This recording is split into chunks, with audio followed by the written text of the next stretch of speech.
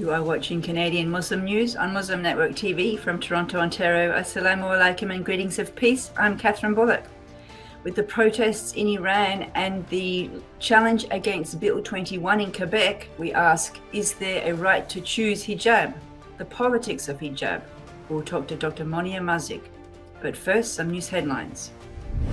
Canada holds a Chinese researcher on spying charges. Canadian Council of Imams forms new board. Canada announces 26-member squad for FIFA World Cup.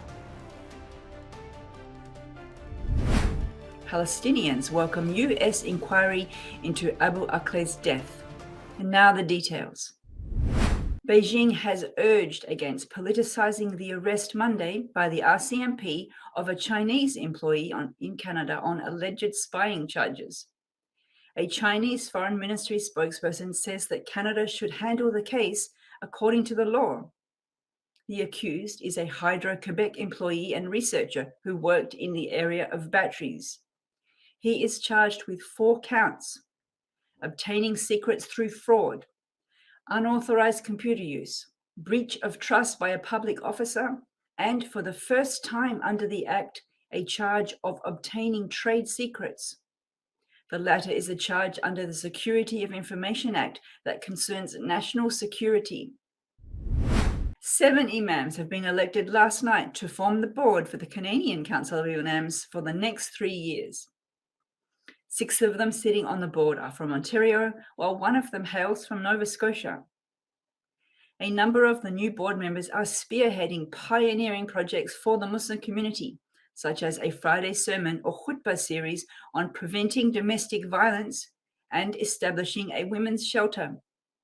The council was formed in 1990 to serve the Muslim community across Canada. The council also serves as an advisory board to the government for important decisions pertaining to the Muslim community.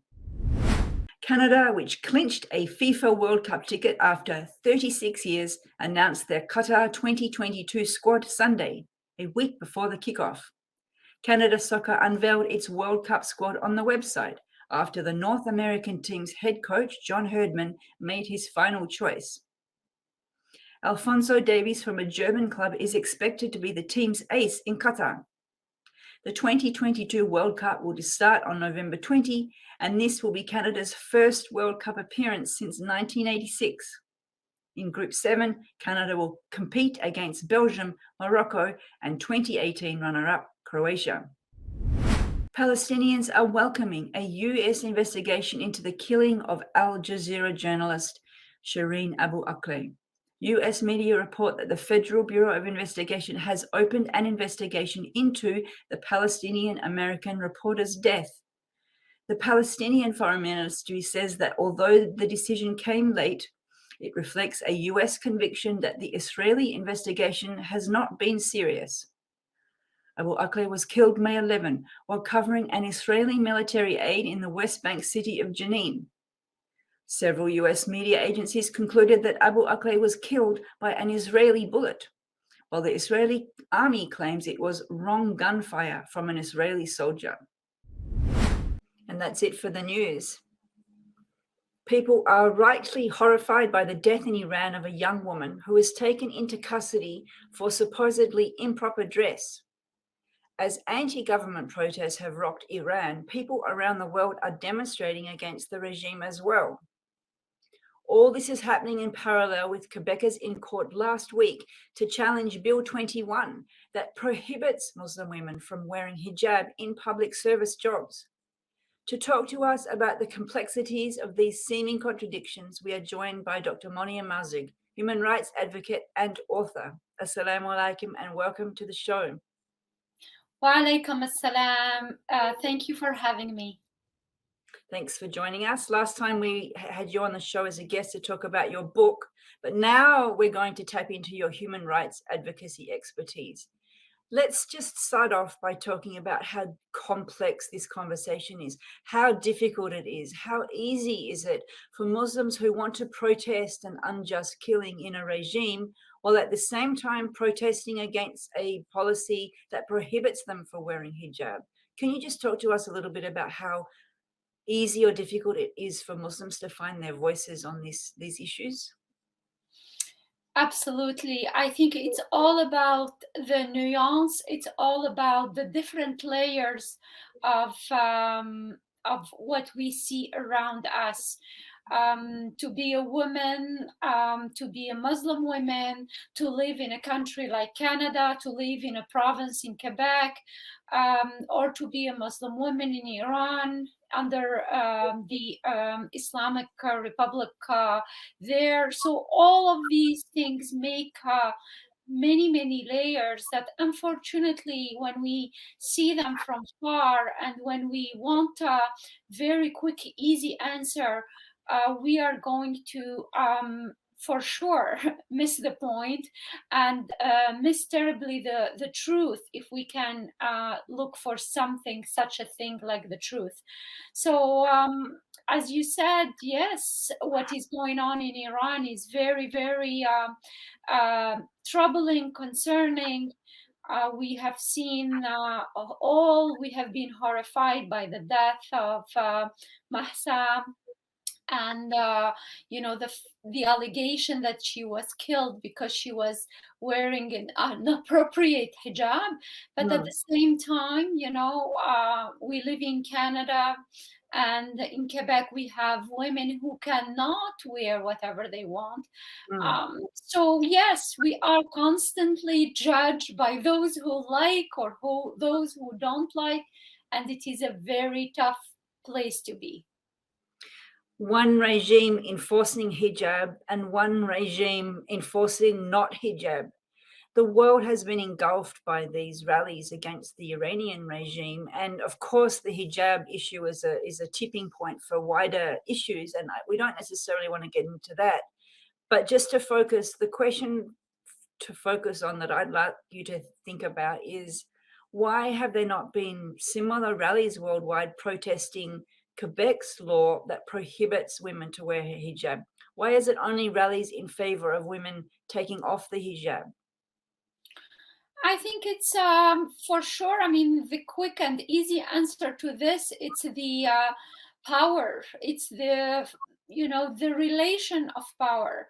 Unfortunately, today in the media, in the mainstream media, in countries like, for instance, you mentioned Quebec, in Canada, in Europe, in France in particular, the majority, it seems like we convince the majority that these women who decide to wear hijab, they don't want to emphasize on the word decide, but these Mm, women who wear hijab are being oppressed. Or they have been brainwashed, or they have no agency at all.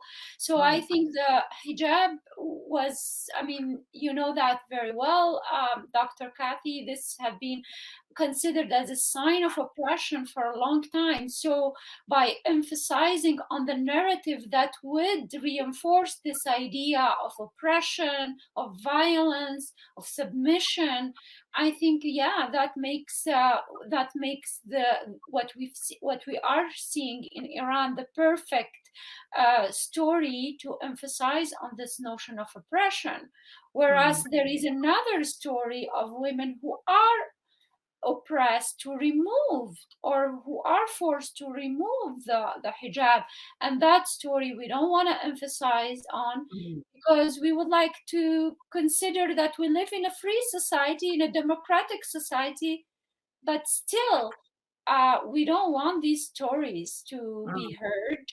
mm. I think I find it a very difficult conversation to have, because if you want to criticize uh, the Iranian regime, let's say, or a regime that enforces hijab, if you want to criticize against that, there must be a way of doing it without forgetting about those women who are forced not to cover. And I was struck when we had the Prime Minister attending one of the anti-regime rallies in Ottawa. I think he was in Ottawa, and he Mhm. said something like, enough is enough, enough of the repression, enough of the violation of fundamental human rights. And he was talking about the regime imposing. But he's standing in Ottawa next to the province where women are getting fired for wearing Mhm. hijab as teachers. And it I just wonder, like, is he aware of the contradiction, or do you, okay, you don't speak for the Prime Minister, but like how can people think that through? Yeah, that's a very good actually observation and the question at the same time. I think by repeating the same narrative over and over that we are for freedom, we are. It's easy to talk about what is far away than to look into our own backyard, and this is, something that we do constantly. But politicians, of course, they want us to look far and they don't want us to look in our own backyard. And for instance, what is happening in Quebec, many people ask the Prime Minister. I remember when the Bill 21 that passed and became a legislation, if the Canadian government, the federal government, will actually contest this legislation up to into the Supreme Court. Mm, And sheepishly, the federal government has been really playing hide and seek. mm, We go against it whenever there are some political gains, but then we forget about it and look into Iran and how women are oppressed over there, and then forget that we have also Canadian citizens who are oppressed by not being able to be a teacher, by not being able to choose a career like a police officer or a crown prosecutor. So mm, yeah, absolutely. This is not new, unfortunately. Women in particular find themselves most of the time dictated by others on what to do and not to do. And when they decide to take their own decision, then they are going to be considered as brainwashed, oppressed, not knowing exactly what they are doing. And then ultimately they are left on their own, like, what we have seen in Quebec with mm, this Bill 21. mm. Feminist scholars have been uncovering for probably a good 30 years of scholarship that women's dress is often the battle cry for bigger political battles, like around nationalism, and women then become the symbol of the nation. Do you think Muslims are able to produce a narrative that says we want women in Quebec to have the right to cover, and we want women in Iran to have the right to uncover, to make it really about choice? That's the ideal, I think, message. That's what I'm sure many women, in particular Muslim women, would like to see. They would like to see headlines saying that what is happening and the forcing of women to cover in Iran is wrong.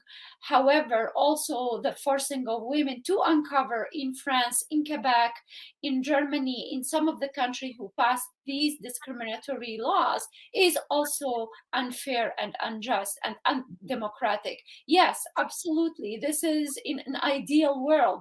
Mm, However, exactly like you mentioned, women in general have been used, and I say used, yeah, by a lot of those nationalist sort of narrative or ideologies or stories that yes, they carry the honor, they carry the purity, they carry patriotism, they carry the religious sort of ideal of what a person should be. So unfortunately, we I are have to stuck. cut you. Yeah, I'm very sorry to cut you. Very interesting conversation, but we're out of time. Thanks for joining us. Thank you for having me. Thank you for watching. If you like what we do, please share, like, and subscribe. Stay safe, and God bless.